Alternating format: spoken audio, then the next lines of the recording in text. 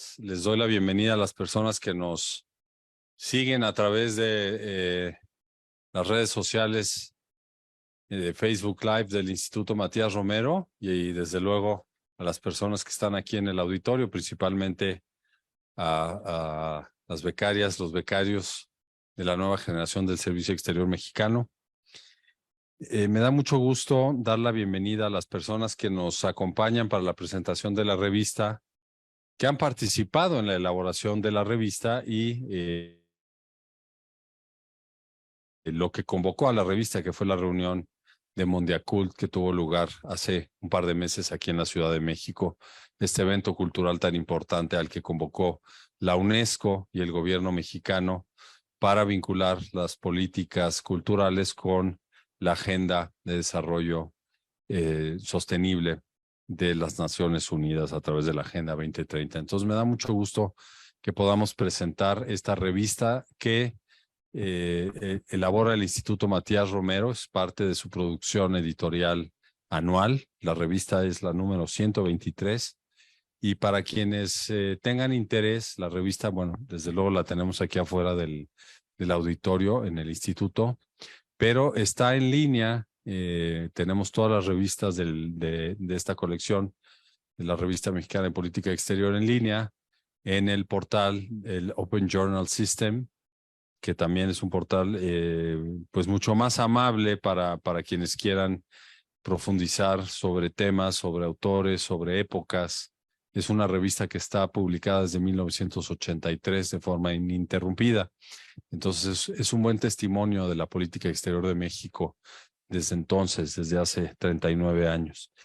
Bueno, les presento a Pablo Rafael de la Madrid, quien es director general de promoción y festivales culturales de la Secretaría de Cultura, quien fue el coordinador de la revista y quien será el primero en intervenir esta mañana con nosotros. Pablo, bienvenido. También está César Villanueva, quien iré presentando formalmente conforme vayan haciendo uso de la palabra. La consultora en Cultura y Educación, Zoila Sánchez Espinosa, es coautora también de nuestra revista. Gracias, Zoila. Y Patricia Quiñones, te iba a decir Pati. Patricia Quiñones, coordinadora de Diplomacia Pública en la Dirección Ejecutiva de Estrategia y Diplomacia Pública de la Secretaría de Relaciones Exteriores. Bienvenida también. Entonces comenzamos con Pablo, quien estuvo con nosotros hace unos días.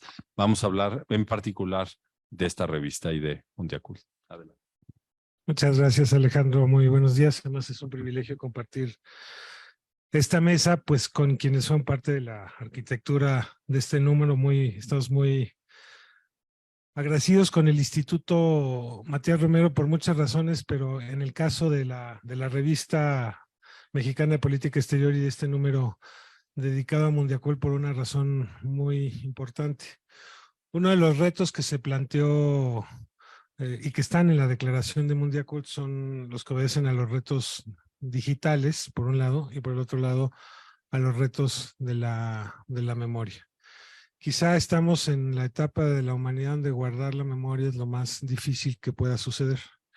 Quien no lo piensa así, le sugiero que echemos una mirada, por ejemplo, al archivo de esta Cancillería, donde es muy fácil seguir los acuerdos, los nótices, la memoria de las relaciones diplomáticas de México. Vivimos en una época de la humanidad donde quizá la memoria es lo más volátil que existe, o guardar la memoria es lo más volátil que existe. Mondiacult se planteó el reto de cómo encontrar mecanismos para registrar esa memoria, porque vivimos tiempos donde pues las comunicaciones son tan veloces pero también tan efímeras, y yo me pregunto, cuando caminamos del notice al WhatsApp, pues ¿cómo vamos a guardar esos registros? ¿Qué vamos a hacer con la memoria de las sociedades de cara al futuro? ¿En qué documentos vamos a dar seguimiento de lo que pasó en nuestra historia si la movilidad de los soportes es tan rápida de pasar pues del impreso a la PC, al floppy, al USB, a la nube y no sé qué sigue?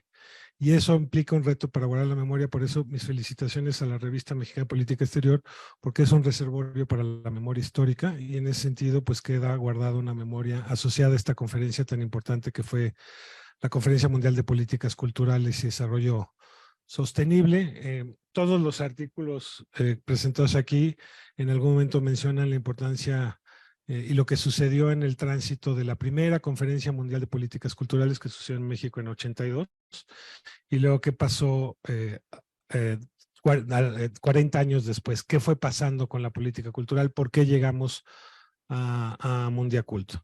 Y luego los artículos que se presentan aquí hacían preguntas sobre Mundiacult, de camino a Mundiacult, y hacía preguntas serias de qué va a suceder. El ejercicio que realizamos pues fue invitar a una serie de académicos y académicas, diplomáticos, quienes también estuvieron en Mundiacult 82 o expertos en políticas culturales y en diplomacia cultural, para que nos pudieran dar la visión de cómo podría ser Mundiacult y hacia dónde iba, que nos ayudara a dejar constancia de lo que ha sucedido estos meses. Y en ese sentido, pues vale la pena mucho reconocer el esfuerzo y la aportación que hicieron muchos de los participantes. Bueno, aquí está Zoila, que hizo un artículo fantástico con José Luis Martínez, haciendo una reflexión precisamente sobre los conceptos principales que Mundiacult 82 heredó y trazar una serie de líneas a futuro. Luego tenemos un artículo fantástico de Juan José Bremer, que Bremer tiene el tino de estar siempre en instantes decisivos de la humanidad. Bremer fue embajador en Estados Unidos cuando las Torres Gemelas, embajador en Madrid cuando en los atentados de Atocha, embajador en Cuba cuando se restablecieron las relaciones diplomáticas, embajador en Alemania cuando cayó el muro. Y cuando lo mandaron a la UNESCO, pues muchos pensamos que tenía que pasar algo muy importante en el mundo para que fueran Bremer embajador en la UNESCO, y fue casi profético porque pues le tocó nada más y nada menos que ser el embajador de México durante la pandemia, pero también uno de los grandes arquitectos de Mundiacult. Entonces el artículo de Juan José pues explica toda la arquitectura de Mundiacult y cómo transitamos del 82 a la fecha y cómo se construyó Mundiacult 82. Hay un artículo, y qué bueno que está aquí su autor, porque César, que está aquí presente, pues hace una revisión de Mundiacult y plantea una serie de líneas de trabajo de por dónde puede ir Mundiacult 2022 y qué se necesita para aterrizar la declaración que en el momento en que César escribe su artículo mira hacia el futuro, dando una serie de líneas que revisándolas ahora yo creo que algunas se completan, ¿no? Como la de generar un foro permanente que revise las políticas culturales, el asunto de la transversalidad. Y luego César hace una pregunta, él dice, yo no confío, te voy a citar, César, si me dejas, pero César veía como, tenía sus dudas sobre Mundiacult 2022 y los posibles resultados, y no por la conferencia, sino por el contexto global y por lo que está pasando y por la dificultad que implica poner a las políticas culturales en el centro. Entonces, pues yo lo que pediría es que César en su intervención dijera de sus previsiones, cómo vio y si lo terminó convenciendo. Le estoy poniendo una trampa porque además César y Zoila aquí presentes formaban parte también del cuarto de guerra y de los equipos de Mundiacult en la organización y en la logística que permitieron hacer dos cosas. Una, convencer a los ministros de votar las declaraciones, la de la declaración, y por el otro lado generar las condiciones de debate que permitiera que el resultado final fuera contar con una declaración de conjunto. Entonces, pues les recomiendo estos dos artículos. Hay otros más. Hay uno de Lourdes Arizpe, que pues como sabrán, Lourdes Arizpe fue directora de Cultura de la UNESCO muchos años. No hay quizá en México persona que conozca mejor ese tema y hace una reflexión, una radiografía cultural de las políticas culturales del mundo, pero desde la posición y la visión mexicanas. Y luego, pues hay otro espacio, se los recomiendo porque es sentarse a que un gran diplomático entreviste a un sabio, que es Alejandro aquí presente, entrevista a Luis Ortiz Monasterio, gran embajador de México, que además tiene una visión, pues, muy clara, no solamente de la cultura, sino de la cultura y los conflictos, ¿no? Los conflictos que implican las guerras culturales por diferencias religiosas, por nuestra incapacidad a veces de ponernos en el lugar del otro, de ponernos en el papel del otro. Son los artículos que me vienen a la cabeza. Hay una introducción del canciller Marcelo Ebrard y la secretaria Alejandra Frausto, pues haciendo una reflexión de hacia dónde vamos. Y aquí retomo un planteamiento que hace César y que creo que es con lo que quiero cerrar, que es ¿qué sigue después de Mundiacult? ¿No? Este era un camino a Mundiacult. Mundiacult produjo una serie de compromisos específicos como generar un foro permanente, ¿no? El secreto de Mundiacult también, y también lo plantean en los artículos, es que la conferencia no fue una conferencia de gobiernos entre gobiernos para gobiernos, ¿no? Que así venían siendo las conferencias, y que esto implica un cambio en el paradigma, en el modelo del funcionamiento propio de la UNESCO, que implicaba comprometer a las sociedades, hablar y dialogar con la comunidad de creadores y artistas, con los académicos, y que Mundiacult no fuera un espacio cerrado, sino abierto, y eso en ese sentido creo que también funcionó. Mundiacult hizo un recorrido de 46 foros internacionales en México, más otros tantos fuera del país, que permitieron producir un debate con aportaciones, un relator y conclusiones que también van a la memoria de Mundiacult, el informe final, y que muchas de ellas también sirvieron para determinar cuáles eran los ejes estratégicos de Mundiacult, pues asociados a la protección del patrimonio cultural. Y ahí hay un gran cambio además en el tema de la protección del patrimonio. Otro de los autores del libro es Jorge Sánchez Cordero, que ha hecho una gran defensa de la concepción de cómo entender la protección del patrimonio cultural y cómo salirnos del sitio de confort que implicaba atenerse solamente a la norma nacional sin entender el marco jurídico institucional internacional, y que en ese sentido Jorge ha sido uno de los arquitectos que ha permitido pues impulsar una nueva dinámica que permita, entre otras cosas, repatriar bienes a partir de temas de buena voluntad y de que México pues fuera signatario de UNIDROIT, este gran documento de declaración que permite reconocer a quienes son tenedores de buena fe, repatriar esos bienes y que haya un ejercicio de reciprocidad. Y entonces eso cambia el tema junto con el planteamiento que está en unidad de los cielos abiertos y de las ciudades protegidas, y que eso pues ha venido a generar una nueva dinámica que pues en el caso de México nos ha permitido repatriar, creo que alrededor de no sé cuántas son piezas, Alejandro, pues son como 70,000, ¿no?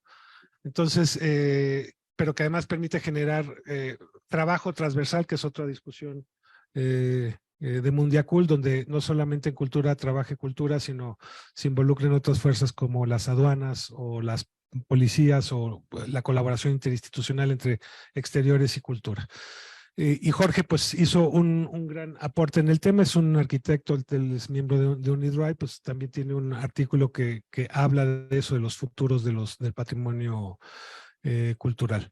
No les cuento más, los invito a que la lean, y de cara al futuro, pues lo que toca hacer es esto, hacer memoria y luego bajar la conversación a los centros académicos, a las universidades, entre los creadores y los artistas, para responder una pregunta.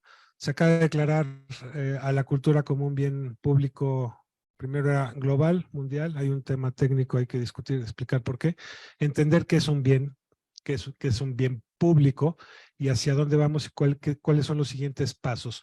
Uno de los primeros es empezar a debatir académicamente, a dejar esta memoria, y por eso felicitaciones a la revista y todo nuestro agradecimiento de la Secretaría de Cultura. Y ya nada más simplemente también felicitar al equipo que también de mi equipo de trabajo hizo posible esta revista, que pues fue todo el trabajo de organización que para Mundiacult tuvo que ver Irais Aviles, que está aquí presente, y a Ricardo Castillo, que llevó toda la parte de contenidos y de este war room o este cuarto de al lado que llamamos, porque la secretaria de Francia decía, eso no es un cuarto de guerra, es un cuarto de paz. Bueno, este cuarto de al lado que permitió darle seguimiento a todo lo que estaba sucediendo al interior de Mundiacult en los debates internos a la hora de discutir y de lograr que se aprobara por unanimidad una declaración, que creo que ese es el primer gran éxito de Mundiacult. Les decía el otro día aquí en el Matías Romero, pues quizá en un contexto como el que atraviesa el mundo, de 16 conflictos globales con el foco puesto en uno, que es la guerra en Ucrania, y con muchas tensiones políticas a partir de guerras que son principalmente guerras culturales, pues lograr una declaración de consenso universal, pues es un gran logro para el mundo y en particular para la diplomacia mexicana. Les agradezco mucho la oportunidad de dejar presentar esto. Ya no me adueño más del micrófono, así que muchas gracias.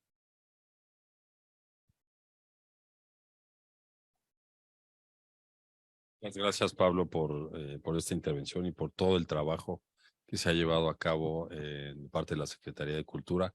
tú has sido pues un motor dentro de la Secretaría de Cultura, desde luego en relación con la Secretaría de Relaciones Exteriores, con el Instituto Matías Romero, pues hemos tenido en Pablo Rafael un gran aliado para llevar a cabo esta revista. Y creo que amerita también dar dos comentarios. Uno, desde luego agradecer al equipo del instituto, al equipo de producción editorial y al equipo del Centro de Investigación Internacional, porque han sido parte también de la elaboración de la revista.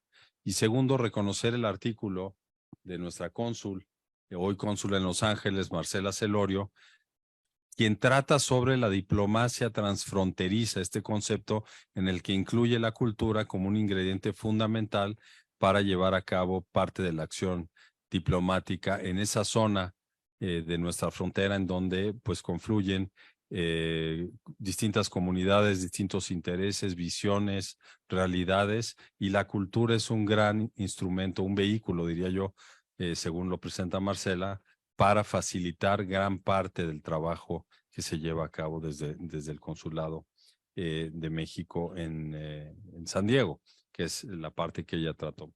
Entonces, bueno, nada más para mencionarla, y pues igualmente agradecer a todos los autores, las autoras, porque este es un esfuerzo de colaboración. Las revistas mexicanas de política exterior cada vez más se abren a la inclusión de personas de distintos ámbitos, académicos o funcionarios de alto nivel de otras áreas del gobierno mexicano o de otros gobiernos, para poder generar un diálogo mucho más amplio desde la propuesta que hace la Secretaría de Relaciones Exteriores.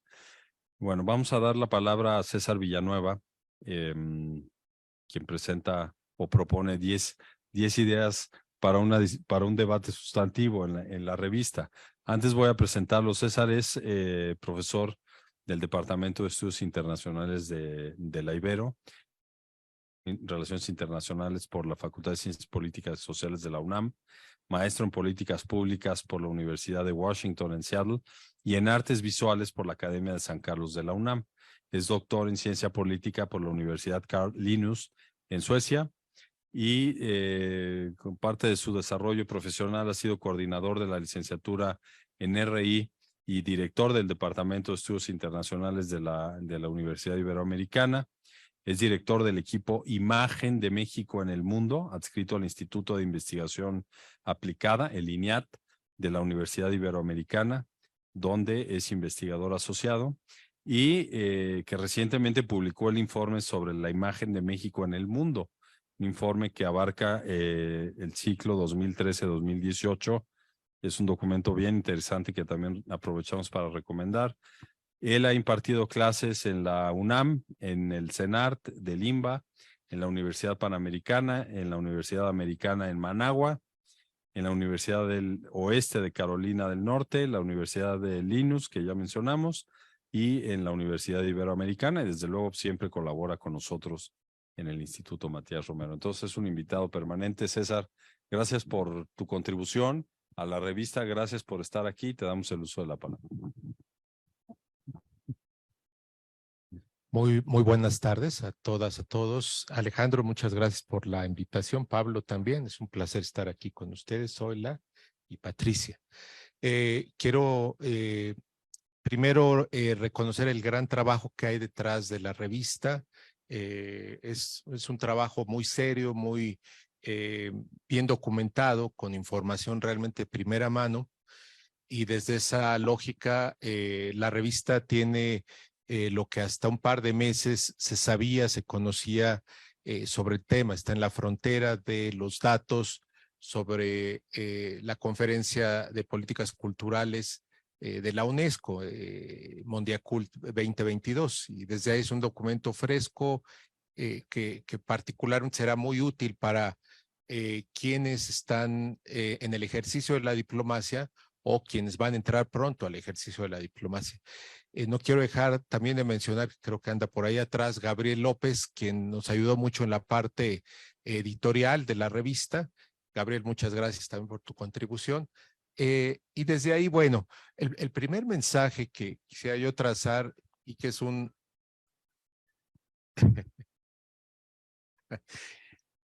mensaje fundamentalmente centrado en el tema de la importancia de la cultura para el tema de la diplomacia.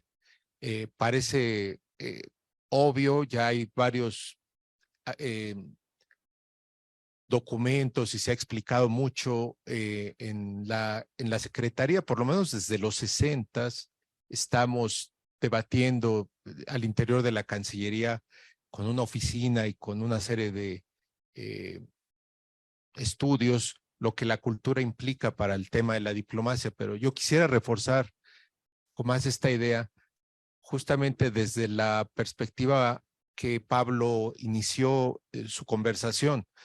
Yo creo que para todo diplomático activo, y hablo un poco en esa lógica porque la mayor parte de las personas que están aquí hoy en día pues son diplomáticos o están en el proceso de ser diplomáticos, el tema cultural realmente es una de las herramientas más importantes en su trabajo. Es el día a día y no puede ser un tema menor dentro de del ejercicio de todo lo que se realiza. Particularmente por una primera parte, por el país que tenemos, México, la cantidad de patrimonios que existen en este país y que de alguna manera requieren ser visibilizados, requieren ser discutidos, requieren ser reconocidos a nivel internacional, pues requiere que la diplomacia esté muy sensible a estos temas, que tenga una visión muy cercana a lo que se hace. Y yo apostaría que todo diplomático debería en esa lógica profundizar en alguno de los temas de la cultura de manera más amplia. Yo creo que quienes han funcionado mejor, y aquí está el ejemplo de muchos de ellos en el tema diplomático, son aquellos profesionales de esta disciplina que han acogido un área de la cultura de manera muy cercana y la han utilizado como una herramienta de diálogo, de paz, de promoción de México en el exterior, y desde esa lógica pues han triunfado. El caso quizá más emblemático aquí, Juan José Bremer, fue director de Bellas Artes, tiene una trayectoria muy reconocida en el campo de la promoción cultural, un diálogo constante con creadores, con artistas, con artesanos, y desde esa perspectiva Bremer pues es un personaje importante. Lourdes Arizpe sin duda, por su trayectoria como antropóloga, y es una académica muy consolidada en la UNAM, en el CRIM, y los trabajos que tiene sobre cultura global pues hablan muy bien de ella. El libro más reciente que publicó justamente sobre la visión del antropoceno, la cultura y su experiencia en la UNESCO y en el campo diplomático, vale mucho la pena para quien está interesado en estos temas. Y no quiero dejar de mencionar aquí también a dos personas que contribuyen de manera sustancial a estos temas. Si ustedes conocen a Alfonso Secvé, pues es una persona muy informada, muy conocedora de la cultura mexicana, trabaja de manera muy cercana el tema, lo ha vinculado particularmente en el artículo que escribe aquí, que en un momento más nos platicará Patricia, con más detalle con el tema de la diplomacia pública, que tiene mucha relación con la diplomacia cultural y con todo este esquema de la promoción de la cultura, que es una estrategia viva en la Cancillería ahora mismo y ya tiene varios años, como mencioné, siéndolo. Y el caso de Edgardo Bermejo, que ha sido un diplomático cultural destacadísimo de México en distintas partes del mundo, también anteriormente director de Asuntos Culturales de el CONACULTA, ya no es ahora CONACULTA, y quien nos presenta un artículo particularmente interesante asociado con la idea de los patrimonios en América Latina y la importancia de Mondiacult para los países de América Latina, que recoge una serie de los elementos de la identidad mexicana asociada con esta región tan cercana para nosotros. Desde ahí, bueno, la revista se completa de forma muy, muy vibrante, muy con características, les digo, de frontera en ese campo. Cierro esta primera idea pensando que si ustedes revisan la declaración de Mondiacult de 1982 y revisan un documento largo, extenso, muy ambicioso, en realidad visionario, y ven la discusión sobre el tema cultural, particularmente la definición que se aporta, se darán cuenta que mucho de ello sigue siendo vigente, pero hay una enorme necesidad justamente de replantear lo que la cultura es hoy en día. Pablo Rafael decía claramente que el tema de lo digital está ahí y el tema de la memoria nos involucra, que son temas que en 82 no necesariamente estaban focalizados en ese punto. Yo añadiría el tema de la virtualidad, cómo la cultura hoy se mueve en mundos paralelos, ¿no? Mientras estamos aquí en la presencialidad, discutiendo esta revista, es muy fácil trasladar esto a otra discusión en redes sociales, otra discusión que se transmite en la virtualidad, donde personas en cualquier parte del planeta literalmente pueden conectarse y escuchar lo que está sucediendo en tiempo real y reiterarlo, repetirlo, apropiarlo, reinventarlo. Y hoy el tema de la cultura realmente sigue siendo un tema vivo, con particularmente la aceleración de las tecnologías que estamos viendo a cada momento, noticias que no dejan de sorprendernos una y otra vez sobre la enorme movilidad cultural digital en tiempo real y en la virtualidad que estamos presenciando. Quizá la pandemia lo hizo más visible por todo lo que pasamos, pero en realidad la cultura se ha modificado enormemente, incluso que es uno de los puntos, ya entrando a mi artículo que trato de discutir, la misma esencia de lo que es ser diplomático, pienso yo que se ha transformado radicalmente. La idea que teníamos hace 20 años de lo que era ser embajador, de lo que era ser una persona del servicio exterior en cualquier país, hoy requiere habilidades tecnológicas, habilidades digitales muy particulares, pero no debemos de negarlo, una particular sensibilidad de la gente que trabaja en el servicio exterior de conocer más a fondo las culturas con las cuales conviven y desde ahí hacer una especie de transformación hacia la sociología, hacia la antropología y aprender a leer lo que son estos otros en el mundo de manera más clara. Y la cultura es una herramienta justo que decodifica los símbolos, los significados y nos permite entender qué es lo que los otros en el mundo son frente a nosotros mexicanos. Hay un autor canadiense, Darryl Copland, no, perdón, ese es un músico del Grupo Police, Copland es su apellido, se me va ahorita el primer nombre de él, que tiene un libro que se llama Diplomacia Guerrillera. Y él sugiere que el diplomático de hoy en día tiene que ser un guerrillero en el sentido tradicional del término, de que tiene que dejar la oficina en un espacio burocrático y trasladarse a los lugares donde están ocurriendo las cosas y promover y motivar discusiones para hacer que la cultura forme parte y la diplomacia forme parte de lo que está ocurriendo en los diálogos arriba en el campo diplomático. Una de las críticas que hago en el libro y yo aquí en la revista, y aquí hablaba más como académico, tiene que ver con esta visión diplomática de que estamos en una burbuja, inmersos en una burbuja que no siempre nos permite conectar con la sociedad y con las necesidades y con los dilemas que viven las personas en el día a día. Y yo creo que decía que si algo importante podía salir de esta conferencia y de las relaciones diplomáticas que estaban dando, es que la cultura y Mondiacult realmente tuviera en algún momento un trazo en la vida cotidiana del ciudadano común y corriente. ¿Qué pensará, por ejemplo, un albañil? ¿Qué pensará, por ejemplo, una mesera? ¿Qué pensará posiblemente un profesor o algún oficinista trabajando en algún espacio público sobre lo que Mondiacult tiene que contarles a ellos? Y yo creo que desde ahí la diplomacia ojalá tuviera esa traslación hacia hace salirse de la burbuja y llegar a los territorios no habituales, donde hoy en día creo que el diplomático tiene que estar en esos debates. Yo creo que en la medida de lo posible, el Mondiacult hizo lo que se podía hacer en ese momento. Creo que la agenda que todavía está pendiente es esta discusión sobre los bienes públicos mundiales, la cultura como un bien público.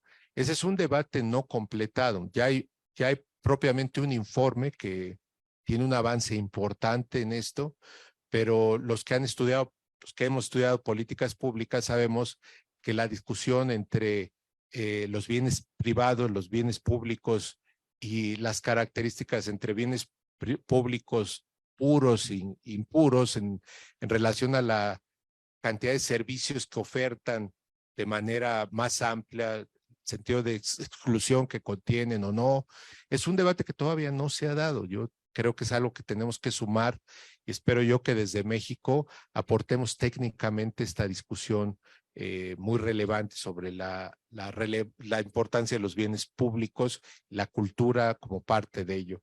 Yo creo también que de ese debate tendrá que derivar uno más. Ya con eso empiezo a dar conclusión a mi intervención en la posible inclusión de un objetivo.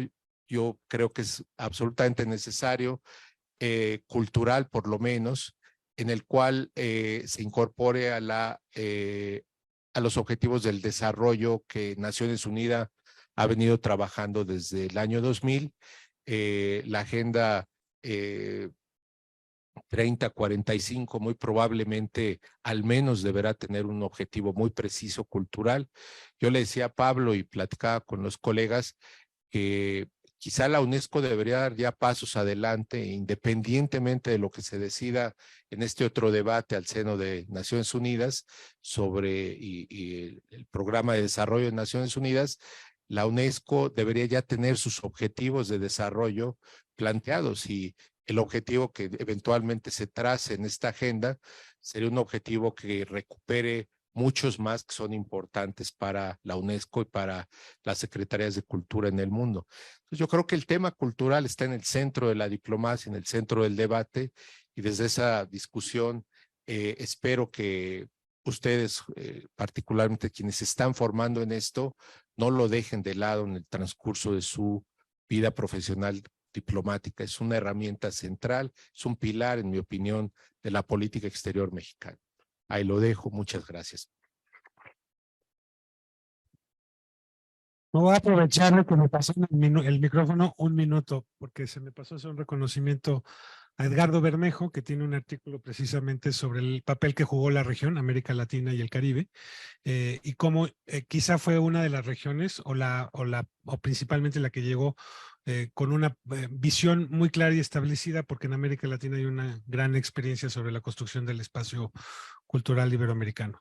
Y el otro que pone el dedo en la llaga es Alfonso Segbe, porque siempre, y se ha discutido, creo que en esta Cancillería mucho, la relación entre la diplomacia pública y cómo juega con la diplomacia cultural y cómo pueden integrarse, ¿no? Si la diplomacia cultural es diplomacia pública, yo creo que sí, ¿no? O sea, no tienen que ser cosas que estén aisladas, pero Alfonso pone el dedo en la llaga desde una posición muy, muy clara de la dirección de diplomacia pública, y también felicitarlo por ese esfuerzo. Ya Pati nos contará del artículo.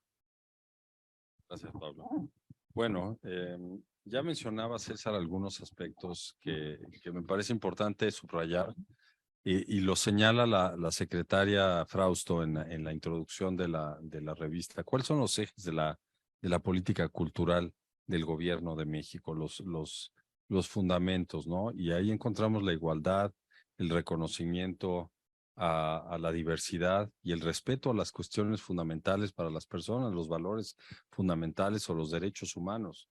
Entonces, la reunión de Mondiacult, pues necesariamente se tiene que anclar en ello para abonar a la Agenda de Desarrollo de Naciones Unidas como un potenciador de desarrollo, pero también como un elemento central, me refiero a la cultura, para que los países puedan finalmente llegar a cumplir todas estas metas de una manera armónica. Desde un terreno un poco más despegado de la cultura, yo diría en los distintos momentos en los que se ha llevado a cabo la revisión de cómo están los estados en el cumplimiento de la Agenda 2030, pues vemos realmente que todavía hay muchísimo terreno por cumplir. Hay muchos actores por incluir, en el caso de México y en el caso de muchos países. Precisamente la Agenda 2030 es un gran habilitador de la colaboración entre gobiernos centrales, en nuestro caso federal, gobiernos locales, estatales, municipales, en el caso de México, congresos, sector privado, sociedad civil, es decir, la Agenda 2030 incluye a todos y a todas. Entonces, este es todavía quizá un pendiente en muchos lugares para poder llegar a cumplir las metas. Y ahora, a través del impulso que le da a la agenda, la reunión de Mondiacult, pues tenemos digamos, una combinación muy potente en el caso de México y unificadora, como nos lo explicó Pablo hace un par de días, para que la comunidad internacional pueda trabajar en torno a esas metas que nos fijamos en 2015, pero con pues con una visión como la que imprime Mondiacult. Y cuando hablamos de Mondiacult, tenemos que recordar también que en el 82 se llevó a cabo la primera reunión en México, hace 40 años, y Zoila Sánchez Espinosa, junto con el embajador José Luis Martínez, nuestro embajador en Turquía, llevan a cabo realizaron un ensayo precisamente en donde hacen un análisis y un recorrido de los 40 años, de los temas de hace 40 años en Mondiacult, su vigencia o no, ya nos dirá ella, y cómo se incorporan hoy en día en la lógica también del desarrollo sostenible otros elementos a Mondiacult 2022. La voy a presentar antes de darle el uso de la palabra. Zoila Sánchez es licenciada en Economía, egresada de la Universidad Autónoma Metropolitana, con posgrado en Administración Pública, con especialidad en Relaciones Internacionales por el Instituto Internacional de Administración Pública de Francia. Ha ocupado diferentes cargos en los sectores educativo, cultural y científico, en el ámbito de la cooperación internacional, el más reciente como agregada de Asuntos Culturales, Académicos, Cooperación y Prensa en el Consulado General de México en Montreal, en Canadá. Y sus áreas de interés son la participación de México en los organismos internacionales y multilaterales, la diplomacia cultural, en particular entre México y Quebec, y las fundaciones culturales y empresas en el ámbito de la filantropía. También la vinculación del sector cultural con las instituciones de educación superior. Zoila, muchas gracias por estar aquí y gracias por tu colaboración en la revista, y te damos también el uso de la palabra con mucho gusto. Gracias, Alejandro. Pues buenos días a todos. Gracias a nombre del embajador José Luis Martínez y del mío propio por esta oportunidad de estar aquí también con Pablo, con César, con Patricia, quien no tenía gusto de conocer. Y bueno, de tener esta oportunidad de compartir con ustedes lo que fue esta experiencia también de investigación y de retroceder 40 años. Y de tener la oportunidad, gracias al embajador José Luis Martínez, que como ya lo mencionaba Pablo, también fue miembro del comité organizador en aquella ocasión, pues también de tener el privilegio de haber podido revisar varios de los materiales que están disponibles en la biblioteca personal de su papá, en la Biblioteca de México, para enriquecer el artículo que tendrán oportunidad de revisar.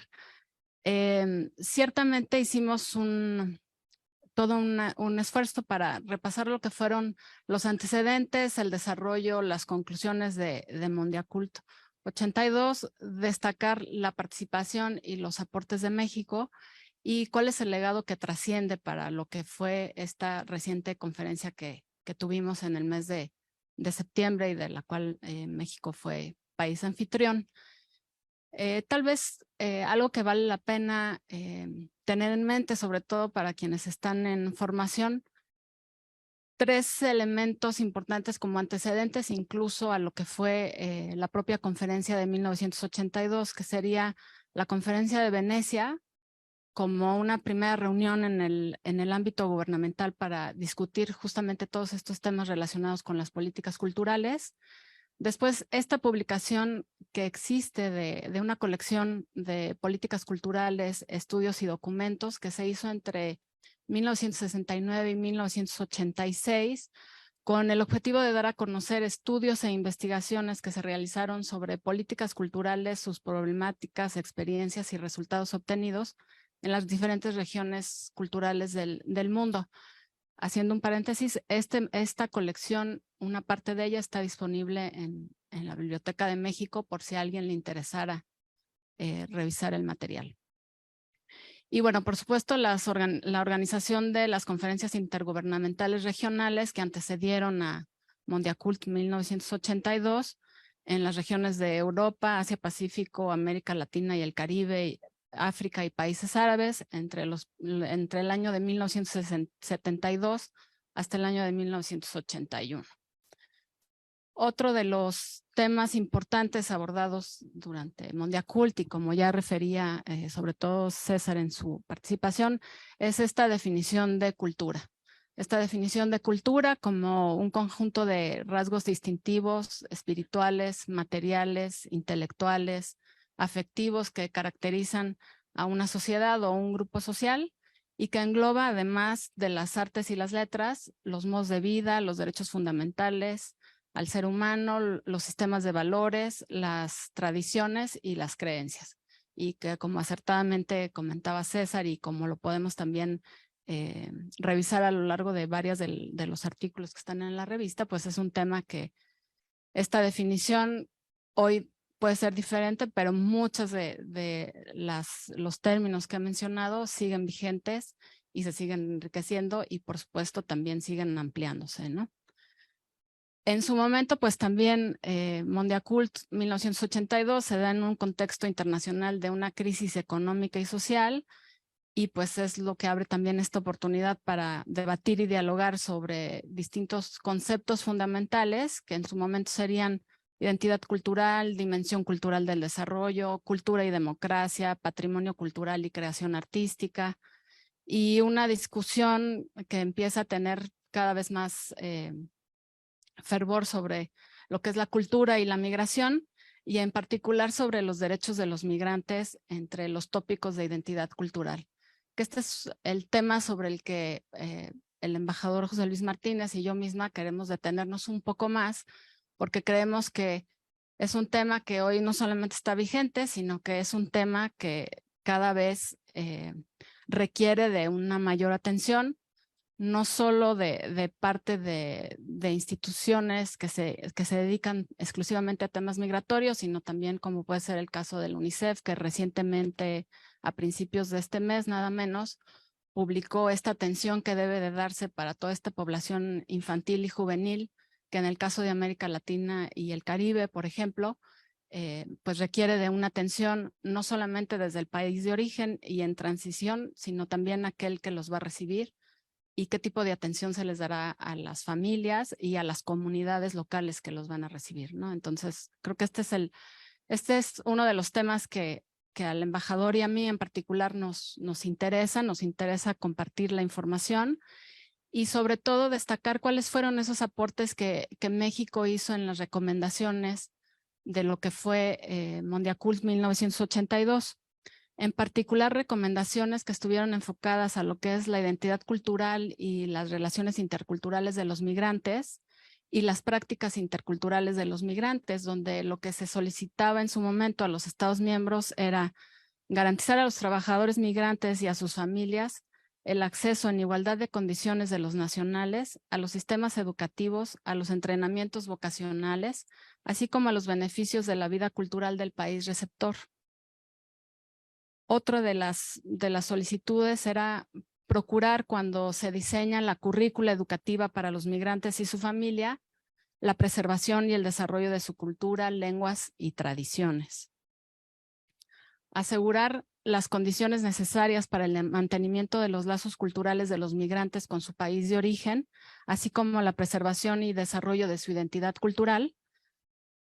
y reconocer el potencial de enriquecimiento cultural inherente a la interacción de culturas que trae consigo el migrante con la del país receptor, asegurando que esas minorías lingüísticas y culturales tengan las condiciones propicias para el pleno ejercicio de sus derechos en cuanto a sus preferencias culturales, el desarrollo de sus capacidades de expresión, y todo ello bajo un esquema educativo bilingüe y multicultural.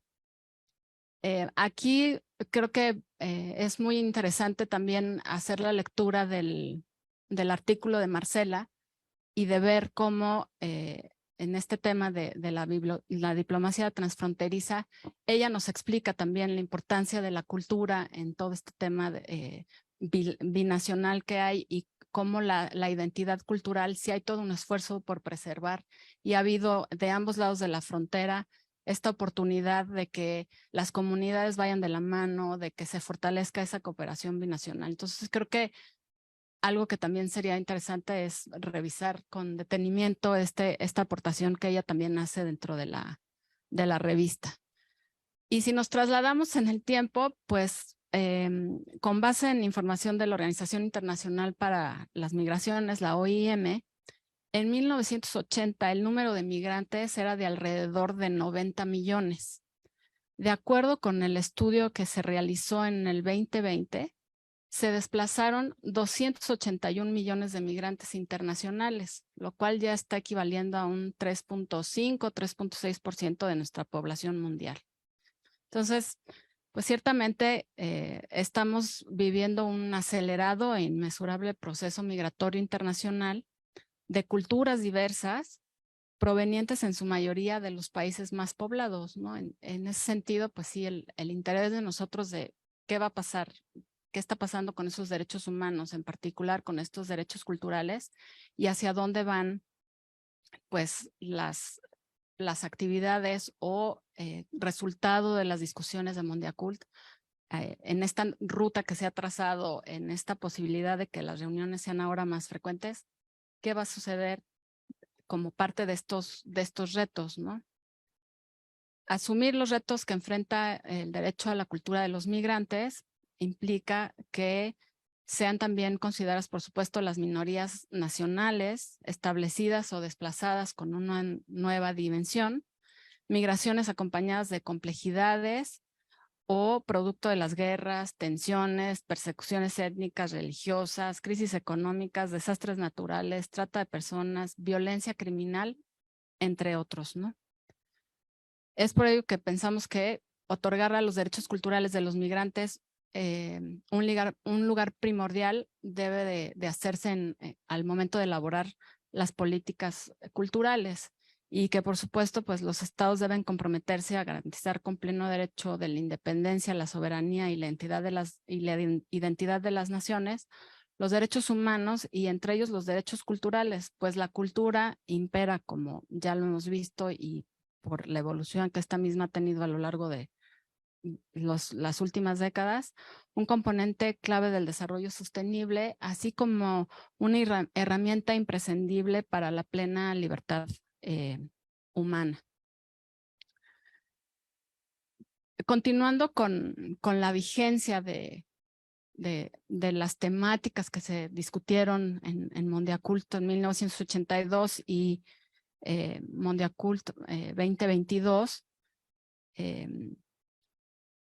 pues este total respeto e inclusión de estos derechos humanos y de los derechos culturales requiere también de procesos participativos que incluyan, como ya también lo mencionaba Pablo, como lo ha mencionado César, la participación no solamente de actores gubernamentales, sino también pues de la sociedad, de consejos de especialistas en arte y cultura, de comunidades artísticas y creativas, de las propias comunidades locales, de la diplomacia, por supuesto.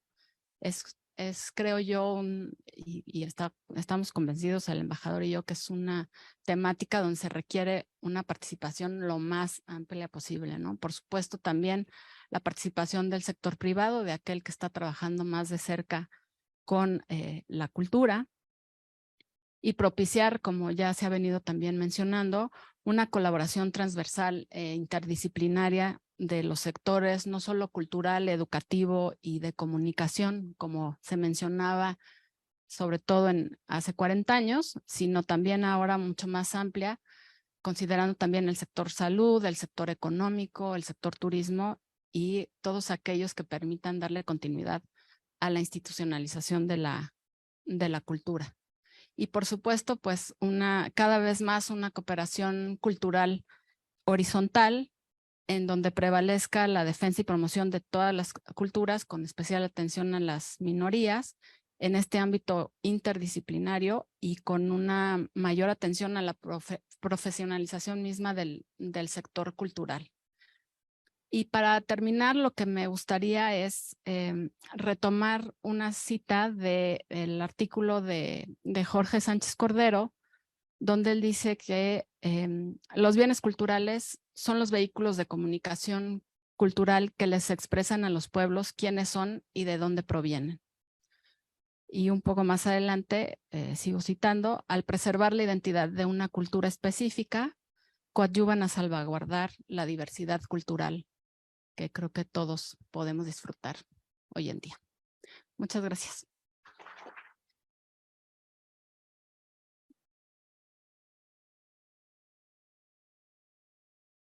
Muchas gracias, Zoila, también, y gracias al embajador José Luis Martínez por esta contribución a la revista. Y bueno, vamos a pasar para terminar esta ronda con Patricia Aquiles, quien es coordinadora de Diplomacia Pública en la Dirección Ejecutiva de Estrategia y Diplomacia Pública de la Secretaría de Relaciones Exteriores. Es un área nueva de la Cancillería, no tiene más de 3 años de que fue establecida, pero es un área que ha resaltado el trabajo de la diplomacia pública como parte del, pues de la construcción de una imagen, de la penetración de los intereses mexicanos en distintos ámbitos externos, lógicamente. Y en este artículo, Alfonso Segbe hace un recuento de las posibilidades que hay para la diplomacia pública a través del aprovechamiento de la diplomacia, de varias diplomacias, de la cultural, de la gastronómica, de la científica, de la deportiva, como parte de estas herramientas que pueden fortalecer la presencia de México en el mundo y que incluye no solo digamos, al gobierno, a las embajadas, a los consulados, que desde luego los incluye, pero también a otros actores nacionales, extranjeros, ajenos al gobierno y que pueden sumar en una lógica de potenciar la diplomacia pública mexicana. Entonces, Pati, te damos el uso de la palabra. Muchas gracias por estar aquí. Saludos a Alfonso, que debe estar en Qatar todavía, en el Centro México. Entonces, pues, con una digna representante de su oficina. Adelante, por favor.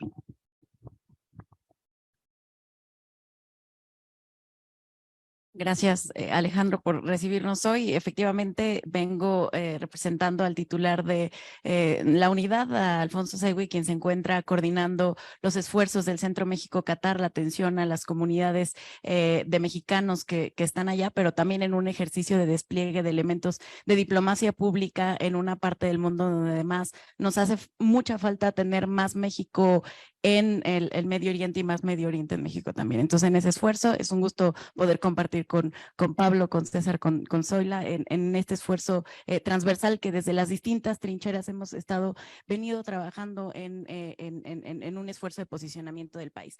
Y aprovechando un poco que Mundiacult ya pasó y que tenemos la articulación no solo de algunos de los elementos que están incluidos en los artículos, sino en los posicionamientos que se dieron desde diversos actores y participantes que estuvieron en la conferencia. El artículo se llama El papel de la diplomacia pública y su concomitante vinculación con el bienestar.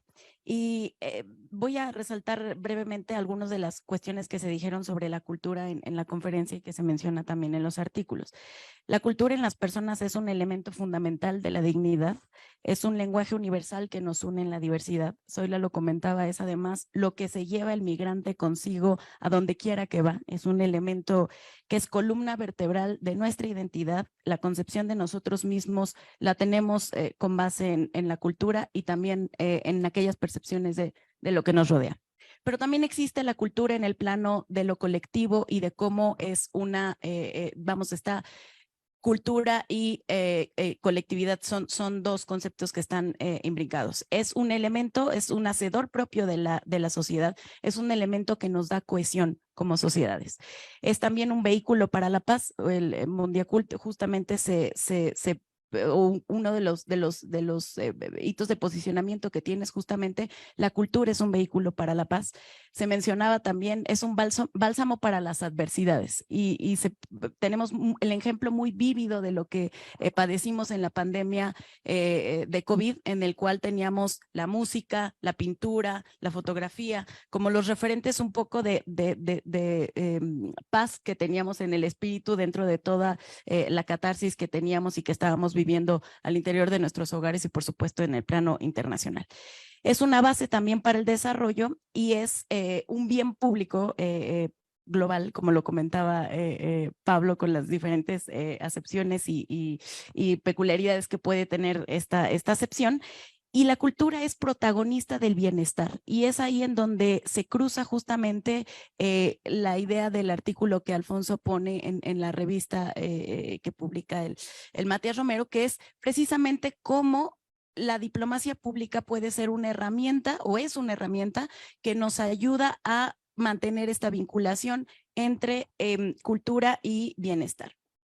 La diplomacia pública, ya lo platicábamos, no es un concepto nuevo, no es un concepto que surja de unos años para atrás en el 2019 con el establecimiento de la dirección ejecutiva, pero sí que el secretario ha sido muy enfático, el secretario de Relaciones Exteriores, en poder tener una oficina que permita tener la visualización de cuáles son los riesgos, cuáles son las tendencias que se van siguiendo también y cómo vamos articulando los distintos elementos que ahora confluyen en la aldea global que nos podría decir, ¿no?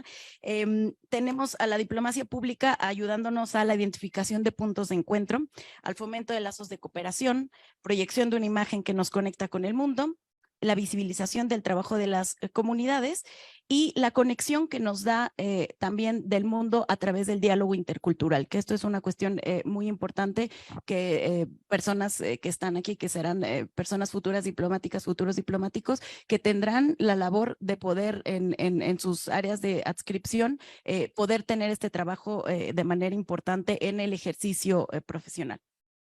Decía Pablo, César y Zoila mencionaban que tenemos también una multiplicidad de actores, no solamente es una cuestión de Estado a Estado y es algo que se menciona en el artículo, sino también tenemos comunidades locales, tenemos diásporas, tenemos academia, por supuesto, y esto exige una visión transversal de trabajo en el que, por supuesto, todas las sociedades y todos los componentes de la sociedad tengan una representación y una voz en la articulación de las políticas públicas, en este caso de diplomacia pública en el ámbito cultural. Y tenemos, y permítanme la referencia a la fiebre mundialista, o también el juego en diferentes canchas. Y se mencionaba y se resalta en el artículo la cancha digital, ¿no? Tenemos la oportunidad de contar con un espacio virtual que nos permite llegar a más públicos, que nos permite posicionar los mensajes, que nos permite que los mensajes puedan transmitirse de una manera mucho más amplia de lo que se solía hacer y que esto nos permitirá, tenemos justamente al ámbito digital como una herramienta para difundir y reafirmar la imagen, promover el diálogo, el entendimiento y llegar a más actores. En este sentido, el Estado mexicano ha sido digamos, ha procurado mucho la integración de las distintas partes del gobierno, pero también de otros actores para poder hacer este trabajo. Y Mondiacult es un ejemplo muy importante de cómo se articuló más de 1,100 participantes, que no solamente fueron los representantes, los ministerios de cultura de los diferentes países, sino que estuvieron sociedad civil, estuvo la academia, por supuesto, estuvieron gestores culturales, estuvieron artistas, es decir, que fue una muestra de cómo se articulan los distintos componentes de esa sociedad de la que hablaba al inicio, que tienen que estar representados para el ejercicio y el posicionamiento de los mensajes. El secretario Ebrard siempre es muy enfático con nosotros cuando dice que la cultura debe estar en el eje de cualquier política exterior y por supuesto de la política exterior de México, y tiene que estar además en la reflexión política mundial porque, insisto, es un elemento que nos otorga cohesión, que nos da identidad y que habla por nosotros en donde quiera que estemos. Entonces tenemos una suerte de binomio entre bienestar y cultura, en el que la diplomacia pública es una herramienta muy valiosa para el Estado y para otros actores que también la pueden ejercitar. Entonces, la implementación de esfuerzos orientados al bienestar es de todos. Estos actores que participan en el ejercicio de la diplomacia también articularán las gestiones para el posicionamiento de un país a partir de sus referentes. Y César lo mencionaba bien, si de algo nos podemos jactar en México es que tenemos muchos referentes que nos posicionan a nivel internacional y que tenemos en materia cultural. México tiene una biodiversidad, es uno de los 5 países megadiversos en el mundo, es poseedor de la mejor de 5 de las culturas milenarias, ¿no? Que tenemos en el territorio, que además por supuesto que se fueron nutriendo con las migraciones y con los procesos históricos que se fueron viviendo en nuestro país. Entonces, el crisol de colores, olores, sabores, sonidos que tenemos en el país es muy importante. Tenemos elementos que nos posicionan, como lo es la cocina mexicana, que además es patrimonio cultural inmaterial declarado por la UNESCO, y tenemos la producción de bienes emblemáticos y representativos también de nuestro país. Tenemos el vino, el mezcal, el tequila, que por supuesto hablan por México, pero no solo hablan del producto, sino hablan de toda la serie de elementos que existen para su posicionamiento, para su producción. Es decir, cómo las familias se vinculan con prácticas de producción ancestral, por ejemplo, que es una de las cuestiones cuando hablamos del mezcal, y de toda la cosmogonía que tienen los pueblos en la inclusión de la preparación y de la historia de estos referentes. Y México poco a poco ha ido posicionando elementos, justo estos elementos que están dentro del ámbito internacional. Tuvimos este año el Congreso Mundial del Vino que ocurrió en México. Tenemos ahora el tequila, el mezcal, perdón, supera al whisky, por ejemplo, este año que viene en compras a nivel mundial, que es un elemento muy importante, es una bebida que es tradicional mexicana, pero que es importante que pueda ser conocida, apreciada, valorada, e insisto, no solo por el producto final, sino por lo que representa o la representación que tiene de todo el bagaje de cultura, de preservación, de mecanismos tradicionales, etcétera. El artículo resalta algunas de las cuestiones, la diplomacia pública y su papel en la resiliencia y la prosperidad. Zoila nos comentaba cómo justamente la diplomacia pública es una herramienta que nos permite promover el comercio. Estamos en un contexto geopolítico que además México es un actor, lo dicen otros artículos, por supuesto, líder en América Latina. ¿Cómo hacemos que la diplomacia pública nos permita tener articulación de esfuerzos para atraer el comercio, para atraer a las inversiones, pero siempre teniendo en cuenta el aspecto de protección al bienestar de las personas y las comunidades? También es resiliencia y conectividad. Tenemos temas de cómo la cultura contribuye al desarrollo, por supuesto, o insistimos en que es una base fundamental del desarrollo, y cómo esta también es una atracción de turismo, por ejemplo, que es uno de los temas de los que justo se encarga la dirección ejecutiva de la que formo parte, que encabeza Alfonso, y cómo el turismo es una herramienta que atrae, y cómo poco a poco lo hemos ido diversificando e hemos ido trabajando con la Secretaría de Turismo justo, que insisto, les va a tocar en sus áreas de descripción a aquellos que estén en embajadas, pues sabemos que ahora a partir del convenio que se tiene entre la Secretaría de Turismo y la Secretaría de Relaciones Exteriores, es tarea también de las embajadas y consulados justamente el posicionamiento de mensajes que permitan la atracción del turismo, y pues es como el turismo, para darles un ejemplo, por cada habitación de hotel que se ocupa en México se generan indirectamente 3.5 empleos. Eso habla de cómo se impacta directamente en el bienestar, y mucho de este justamente se está trayendo, sobre todo post pandemia. Vemos las tendencias internacionales. México se ubica coyunturalmente en el segundo lugar de visitantes a nivel internacional, que si bien otros países irán recuperando los lugares y el posicionamiento que tenían, sí es importante ver cómo el tema cultural ha sido un elemento de atracción para el turista. Ya no tenemos o no queremos promover paraísos turísticos, en infiernos económicos que viven las personas en marginación, donde tienes los grandes complejos turísticos, pero poco ayuda a la cultura local y a la promoción de los elementos de identidad mexicana. Y poco a poco esta tendencia ha ido creciendo y se estima que continúe, en el cual la cultura es un elemento de atracción y de posicionamiento. Entonces, en este sentido, la diplomacia pública tiene que ser consistente y plural, tiene que ser capaz de generar sinergias. Lo comenta también Marcela Cerulori, la cónsul, en su artículo. Tiene que poder impactar la vida de las comunidades, aprovechar los elementos de posicionamiento dentro de sus distintas vertientes, y todos tenemos una labor que hacer. Están las diferentes diplomacias, la parlamentaria, la científica, la educativa, cómo posicionamos a México como un tema atractivo, no solo para los sectores económicos, sino también para los educativos, para los tecnológicos, cómo aprovechamos nichos de mercados, sectores estratégicos que están en el país, cómo nos posicionamos dentro de eventos que nos permiten tener aprovechamiento de temas del más alto nivel. Ahorita mencionábamos o abríamos con el espacio que se tiene ahorita en Qatar, e insistimos, no es un evento deportivo, es un evento que impacta en cómo es percibido México en el mundo. Tendremos la gran labor de ser host del Mundial en 2026 junto con Estados Unidos y Canadá, y eso nos permite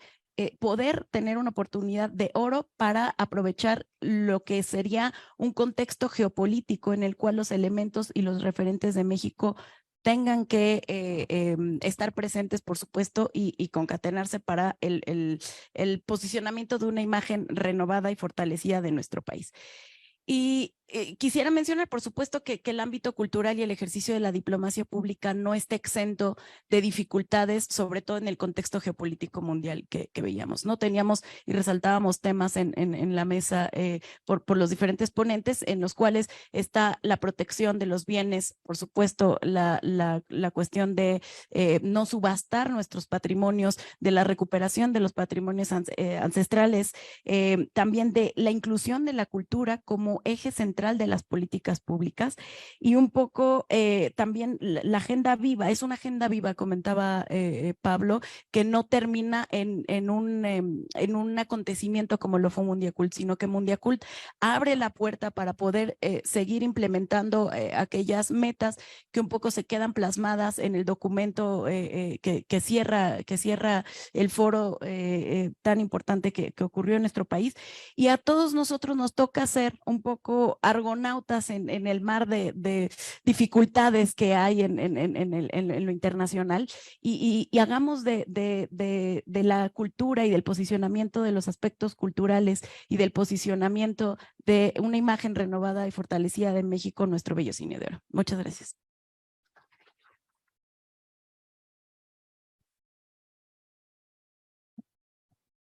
Muchas gracias, Pati, por tu participación. También nos da mucho gusto que estés presente tú y que esté presente la Dirección Ejecutiva de Estrategia y Diplomacia Pública aquí en el Instituto Matías Romero. Bueno, no tenemos ya mucho tiempo más, pero hay 5 preguntas que nos han compartido aquí de la audiencia.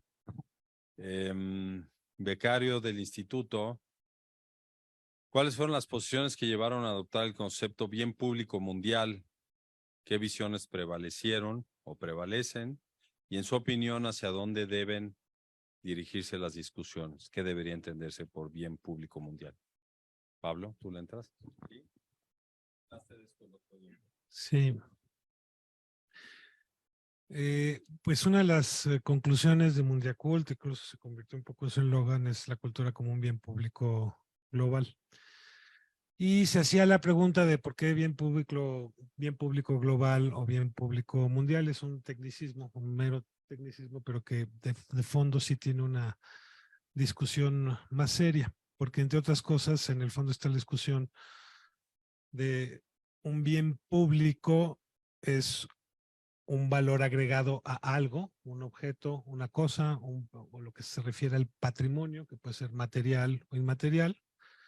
Lo público es el reconocimiento de que nos pertenece a todos, y lo global o lo mundial pues corresponde a lenguajes distintos que tienen que ver con una reflexión intelectual, es decir, Lo global hace referencia a el proceso de globalización, sobre todo comercial, que ha sido el discurso que impera en las últimas décadas.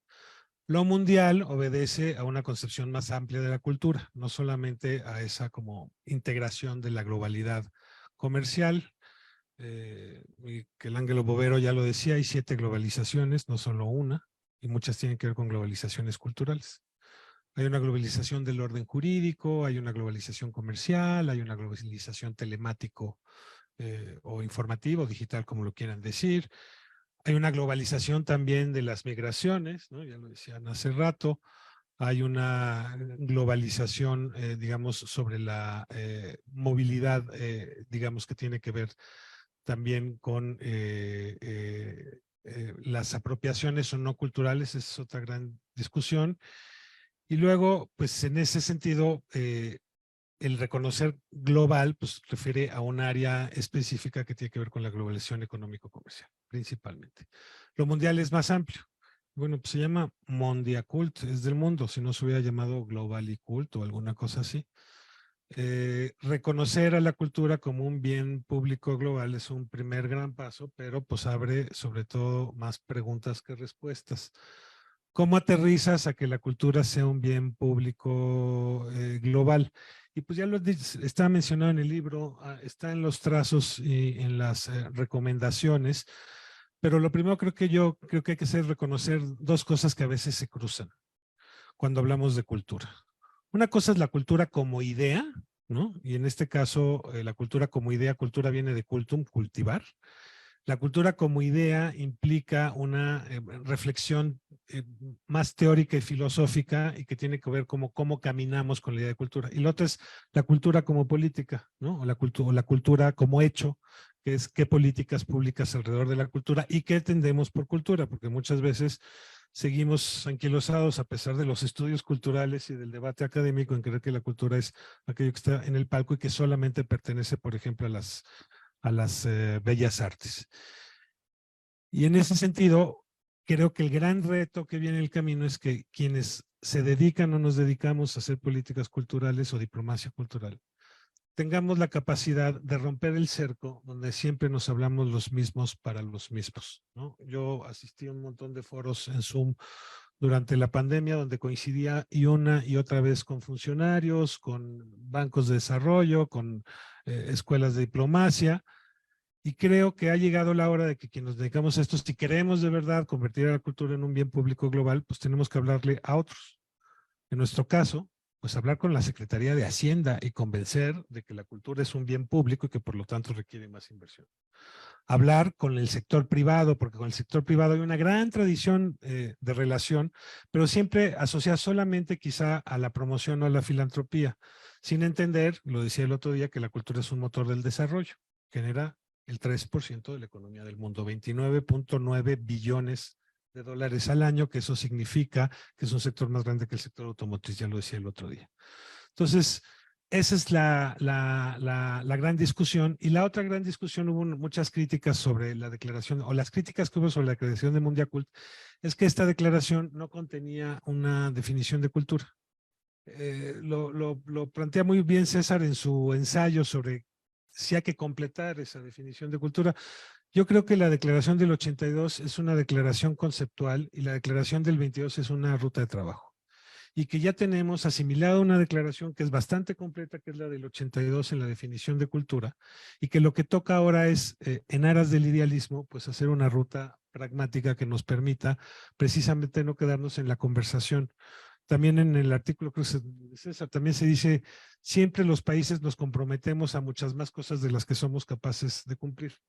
Creo que la vacuna en ese sentido es tener la capacidad de generar la vía pragmática para que esto se convierta en políticas públicas, con los grandes retos de cambiar los mecanismos de la gobernanza internacional. Creo que la UNESCO tuvo un acierto en abrir la conversación no solamente a los países, sino a los especialistas, y que también pues hubo otra serie de ejercicios que permitieron con los foros internacionales producir ese gran diálogo global que permitiera poner a la cultura en el centro de las políticas de desarrollo.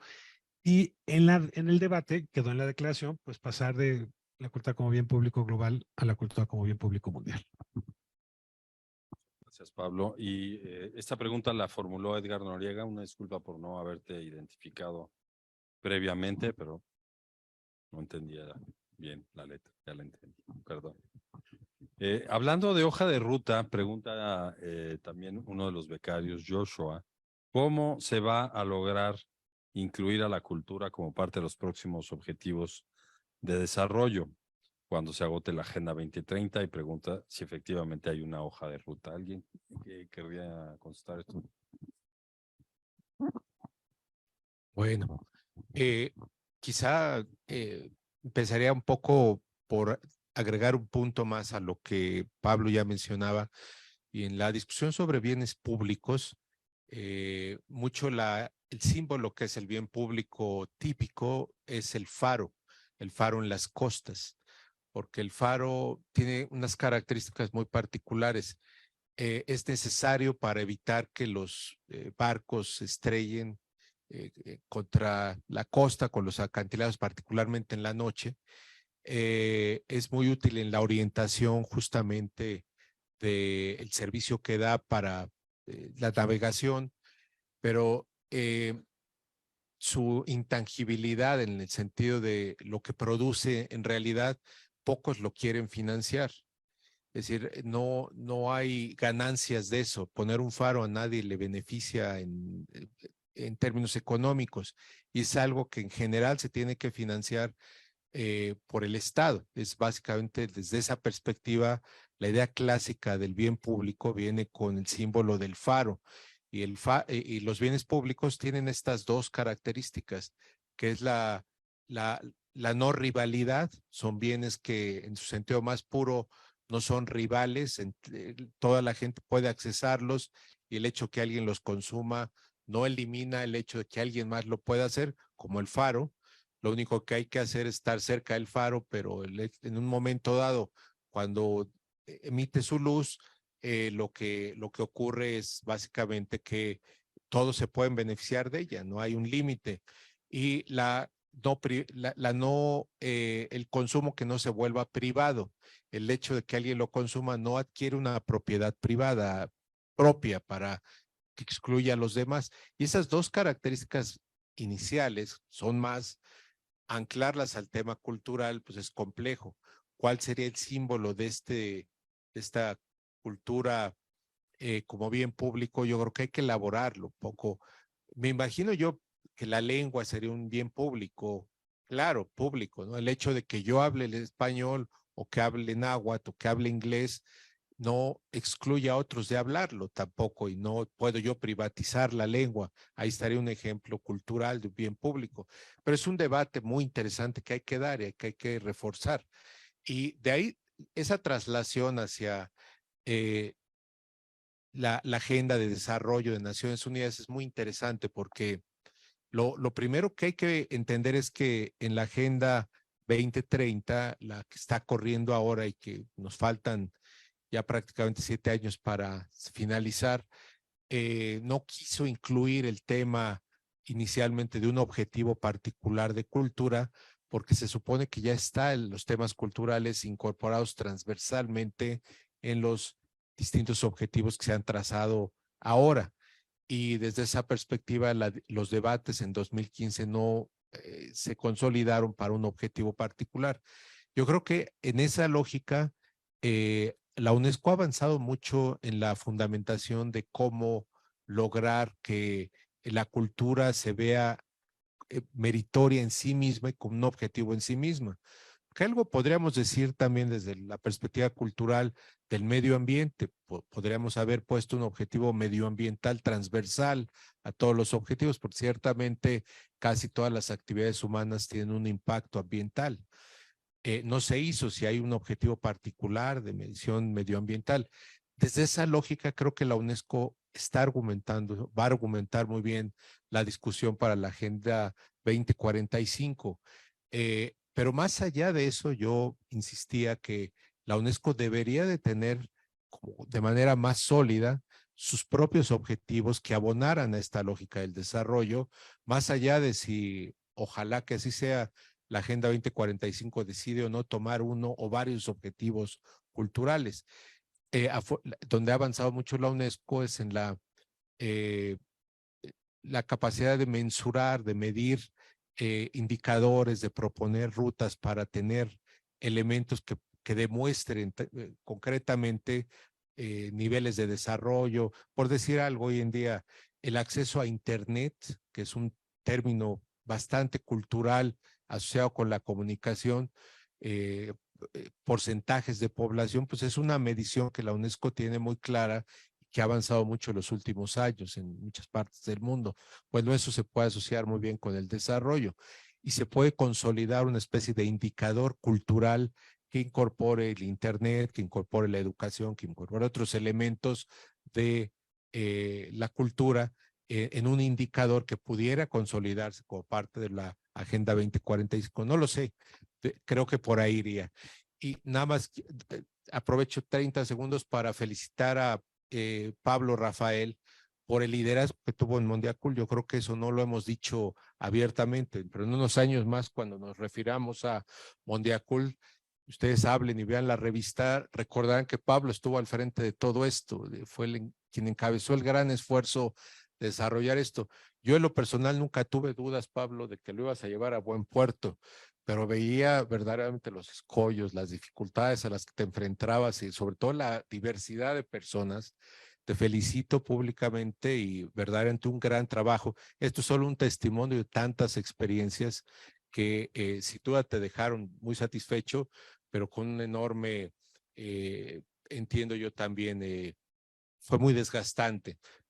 Felicidades por lo que hiciste por la cultura, por llevar a buen puerto Mondiacult. No es cosa menor, es un gran, gran esfuerzo. Muchas gracias.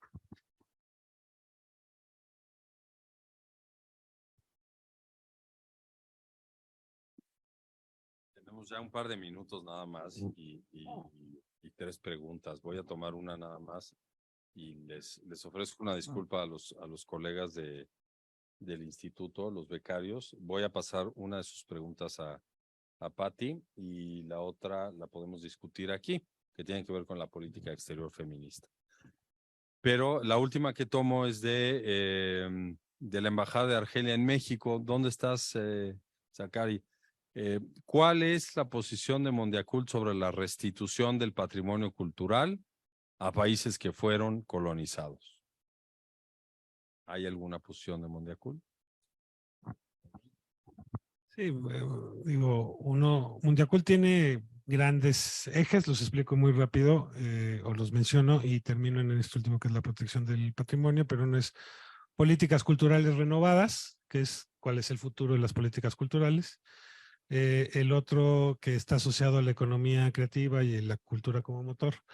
Y uno de los grandes temas es la protección del patrimonio cultural y por supuesto que fue uno de los grandes ejes y que más suscitó grandes debates en Mondiacult, incluso con posiciones difíciles en las reuniones regionales. Curiosamente, las dos regiones que más reclamaron, o las 3 regiones que más reclamaron el tema de la restitución de bienes y la protección del patrimonio fue pues América Latina, ¿no? Los países africanos y los países árabes. Hay otra fuerte presión de los países de Asia-Pacífico porque también tienen civilizaciones y culturas milenarias que son dueñas de patrimonio cultural. Y sin embargo, la presión sobre la necesidad o la petición de restituir bienes tuvo una cierta resistencia, principalmente en aquellos países que los poseen o quienes se han quedado con los bienes culturales de otros países, particularmente en la Unión Europea. Curiosamente, durante las negociaciones de Mondiacult, los liderazgos de las regiones se mantuvieron, ¿no? México lideró América Latina y el Caribe, Arabia Saudita lideró los países árabes, Senegal lideró los países africanos. Y en el caso de la Unión Europea hubo 3 mutaciones, se partieron en 2 entre el Reino Unido y Croacia y luego entró España al quite. Y hay toda una, por primera vez, a diferencia, creo yo, del 82, que las grandes regiones llegaron a hacer un planteamiento, porque cuando dices bien público mundial es mundial, no es correspondiente solamente a una región. Y ahora hay toda una labor de convencimiento en la restitución de bienes y hay dos vías que creo que tienen que caminar por caminos distintos. Una, aquellos bienes que están resguardados por entidades públicas y que pertenecen a museos y que están abiertos al público. Y hay otra, que es la grave y la que hay que preguntarse y que significa un serio peligro para los países, que es la del tráfico ilícito de bienes, asociado a las subastas y al comercio ilegal, que muchas veces este comercio ilegal además puede estar directamente vinculado con el crimen organizado. Hay algunos ejemplos, no voy a meterme a los mexicanos, pero por ejemplo el caso de ISIS en la ciudad de Palmira, que en nombre del califato destruyen grandes edificios o grandes monumentos culturales de la ciudad de Palmira por considerarlos culturalmente que atentan contra los principios que defiende este grupo terrorista. Y lo que sucedía en realidad es que las excavaciones o lo que sacan debajo de las explosiones o de la destrucción del patrimonio cultural eran bienes que luego traficaban y que terminaban en Estados Unidos comercializándose o en subastas. ¿Por qué es importante defender el patrimonio cultural? Uno, porque hay que reconocer que el patrimonio cultural no tiene un bien comercial. Hay otra definición que hay que dar sobre la reflexión de la cultura como bien común. Una cosa es el capital y otra cosa es el capital simbólico. El capital simbólico tiene un valor asignado que corresponde a la identidad de las naciones y precisamente al patrimonio que nos permite entender que la cultura no es solamente aquello que hacemos, sino es aquello que somos. Y aquello que somos está pues, relacionado a estos objetos que de repente acaban en una casa privada después de una subasta o que acaban utilizándose como piezas de comercio sin entender que eso pues pertenece a las tradiciones y a los gustos y a las, digamos, costumbres de una comunidad o de un ciudadano. Les pongo un ejemplo. Hace unos días nos sentamos a negociar, ustedes saben todas las historias de la apropiación cultural de la moda. Bueno, en la Secretaría de Cultura nos sentamos a dialogar el otro día con Ralph Lauren que se utilizaron zarapes de Contla y de Saltillo, que son patrimonio cultural de las comunidades, que son bienes colectivos que pertenecen a comunidades, no solamente a personas, y de repente una marca comercializa eso, gana millones de dólares, y cuando le preguntas qué hiciste con las comunidades, te contesta nada, es un homenaje. Yo no conozco, como dice la secretaria Frausto, ningún homenaje donde no esté invitado el homenajeado. Y en la negociación con Ralph Lauren hubo una reflexión muy interesante que tiene que ver con la identidad del patrimonio cultural. Uno de los tejedores de Contla les dijo a la marca Ralph Lauren, le dice, es que lo que ustedes están haciendo, nomás que no entienden, es como si yo hiciera un tejido con la foto de su mamá y luego la publico, porque eso tiene que ver con lo íntimo, con lo personal y con lo que tiene que ver con la comunidad. Y hay un gran reto para Mondiacult y los instrumentos que vienen, y es sobre todo un gran reto para la OMPI, que tiene que ver con los derechos autorales y de propiedad intelectual, porque Mondiacult plantea un debate, es decir, ¿qué hacemos en cómo se va a relacionar o qué vamos a entender entre los derechos individuales y los derechos colectivos? Y eso implica un verdadero problema jurídico, pero también un reto y una realidad que hay que afrontar. Hay comunidades que operan en derechos colectivos porque a partir de ellos depende incluso su sobrevivencia como comunidad, ¿no? El caso de Contla o de Saltillo o el caso de los pueblos originarios de Oaxaca, en específico el de Tlahuiltoltepec, que por ejemplo Isabel Marán también plagió una blusa, pues que es la blusa que esa comunidad y de lo que viven, ¿no? Entonces hay un gran reto ahí por delante. Espero haber contestado. Gracias, Pablo. No te adelantes porque te vamos a invitar a hablar de eso en el próximo año. Pues estamos haciendo una investigación para la temporada 2. El Centro de Investigación Internacional, nuestra compañera Pamela planteó una investigación en torno a ese tema relacionado con la política exterior. Bueno, solo para complementar, hay un umbral también en la justicia penal internacional como crimen de lesa humanidad por la destrucción de bienes culturales. El caso Almadi, échenle un ojo ahí en la Corte Penal Internacional, es el primero en su tipo. Bueno, José Luis García Moreno, vamos a pasar tu pregunta a Pati. Pueden platicar de ello al final porque tenemos que irnos a la Cancillería. Y Jorge López, también le vamos a pasar a Pamela esta pregunta sobre la vinculación de política exterior feminista y después la platicamos aquí en una de las sesiones vinculada con la política cultural. Bueno, para terminar, antes de cerrar ya la sesión, les agradezco mucho su presencia a a las y los autores, autoras, coautora y representante de Alfonso. Ha sido una sesión muy rica realmente en torno a una revista que vale mucho la pena revisar, estudiar, porque es un testimonio importante de un trabajo que se llevó a cabo desde la UNESCO, pero con sede en México. Cuando nosotros empezamos a estudiar un poco aquí en el Instituto Matías Romero sobre Mondiacult del 82, pues ya hubiéramos querido tener una compilación de esta calidad para poder llevar a cabo nuestros trabajos o nuestras discusiones.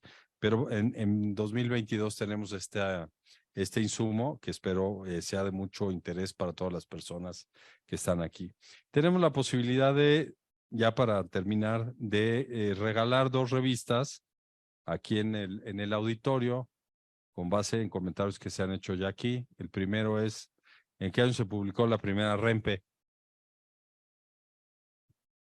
83, ese es para ti. Ahorita te la doy. Y la segunda es, ¿cuáles son los ejes de la política cultural de México? 3, los mencioné, están en la introducción.